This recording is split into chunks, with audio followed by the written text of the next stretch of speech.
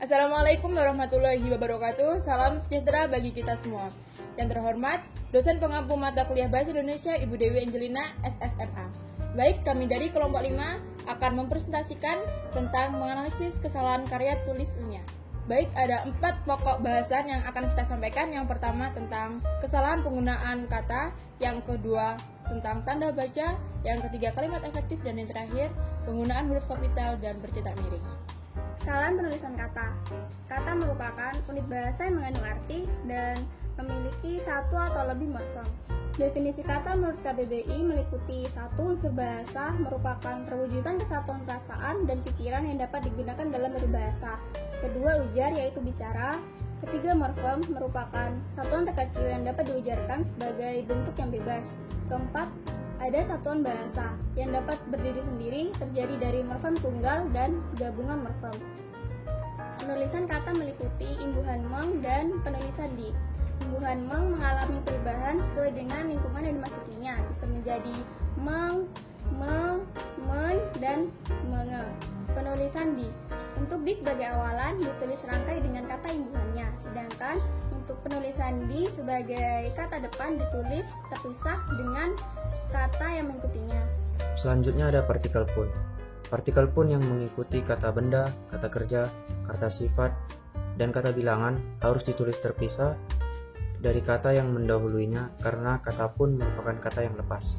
Contohnya, laporan data pasien dan daftar penyakit hematologi pada riwayat diagnosis pasien hematologi pun tidak ada. Pada kalimat ini, kata pun mengikuti kata benda yaitu pasien hematologi. Oleh karena itu, penulisan kata pun dipisah. Nah, selanjutnya saya akan menjelaskan mengenai gabungan kata ataupun kata majemuk. Gabungan kata ataupun kata majemuk merupakan gabungan dari dua kata ataupun morfem yang apabila disatukan akan menghasilkan makna baru. Nah, gabungan kata ataupun kata majemuk ini memiliki ciri-ciri. Yang pertama adalah tidak dapat disisipkan kata depan ataupun preposisi. Contohnya, kacamata tidak dapat ditulis menjadi kaca dari mata ataupun kaca pada mata. Yang kedua adalah tidak dapat diperluas. Contohnya adalah kereta api tidak dapat ditulis menjadi kereta apian. Yang ketiga adalah tidak dapat ditukar posisinya. Mengapa tidak dapat ditukar posisinya? Alasannya adalah ketika kita menukar posisi akan menghasilkan makna yang berubah ataupun penghilangan pada makna. Contohnya adalah angkat kaki. Bila ditukar posisinya menjadi kaki angkat, akan menghasilkan makna yang tidak jelas. Menurut Cair tahun 2006, kata majemuk ini memiliki aturan penulisan. Yang pertama adalah kata-kata yang membentuk gabungan kata ditulis terpisah satu dengan yang lain. Yang kedua adalah gabungan kata yang sudah dianggap menjadi sebuah kata akan ditulis menjadi satu. Yang ketiga adalah bila ada gabungan kata yang diberi awalan dan akhiran akan ditulis serangkai. Yang keempat adalah bila ada gabungan kata yang dianggap tidak dapat berdiri sendiri, maka akan ditulis serangkai. Nah, contohnya adalah pendidikan dapat dibedakan menjadi pendidikan formal dan pendidikan non-formal. Penggunaan tanda baca. Tanda baca menurut Kamus Besar Bahasa Indonesia yaitu tanda yang digunakan dalam sistem ejaan.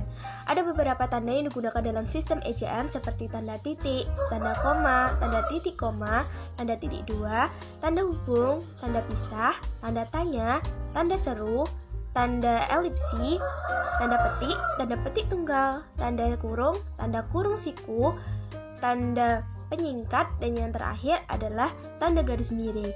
Kalimat efektif. Kalimat efektif adalah kalimat yang sesuai dengan kaidah kebahasaan, baik dari segi ejaan ataupun tanda bacanya, sehingga membuat pembaca ataupun pendengarnya mudah memahami apa yang akan disampaikan oleh penulis.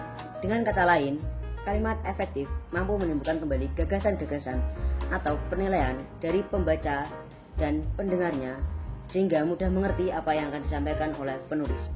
Karakteristik dan prinsip kalimat efektif. Yang pertama, kesepadanan. Yang kedua, keparalelan. Yang ketiga, kehematan kata. Yang keempat, kecermatan. Yang kelima, ketegasan. Yang keenam, kepaduan. Dan yang terakhir adalah kelogisan kalimat. Unsur kalimat efektif. Yang pertama, predikat. Predikat adalah pelaku atau tokoh atau benda di dalam suatu kalimat. Yang kedua, subjek. Subjek adalah bagian kalimat yang menunjukkan pelaku, tokoh, sosok, atau benda yang menjadi pangkal atau pokok pembicaraan. Yang ketiga, objek. Objek adalah bagian kalimat yang melengkapi predikat. Yang terakhir adalah keterangan. Keterangan menerangkan subjek, predikat, objek, dan pelengkap. Contoh kalimat efektif. Yang pertama, semua mahasiswa diwajibkan membayar uang kuliah sebelum tanggal 26 Februari 2015. Yang kedua, selanjutnya saya akan menjelaskan pentingnya air bagi kehidupan. Sebuah kalimat dapat dikatakan sebagai kalimat yang efektif apabila sesuai dengan ejaan yang disempurnakan. Yang pertama, terdapat predikat dan juga objek. Yang kedua, tidak bertele-tele. Dan yang ketiga, tidak ambigu atau multitafsir. Penggunaan huruf kapital.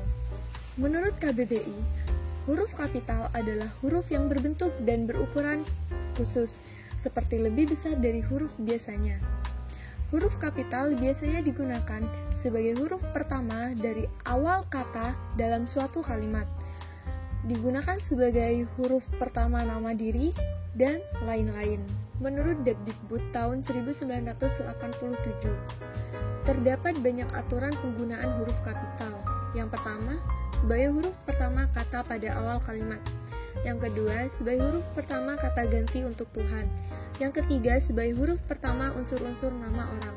Yang keempat, sebagai huruf pertama nama tahun, bulan, hari, hari raya, dan peristiwa sejarah. Yang kelima, sebagai huruf pertama nama bangsa, suku bangsa, dan bahasa. Yang keenam, sebagai huruf pertama unsur-unsur nama geografi. Yang ketujuh, dipakai pada awal kalimat dalam petikan langsung. Penggunaan huruf miring. Menurut KBBI, huruf miring adalah huruf yang letaknya miring, tetapi tidak menyerupai tulisan tangan seperti pada kursif. Dan kaidah-kaidah penggunaan huruf miring yaitu dipakai untuk menuliskan judul buku, nama, majalah, atau nama surat kabar yang dikutip dalam tulisan termasuk dalam daftar pustaka.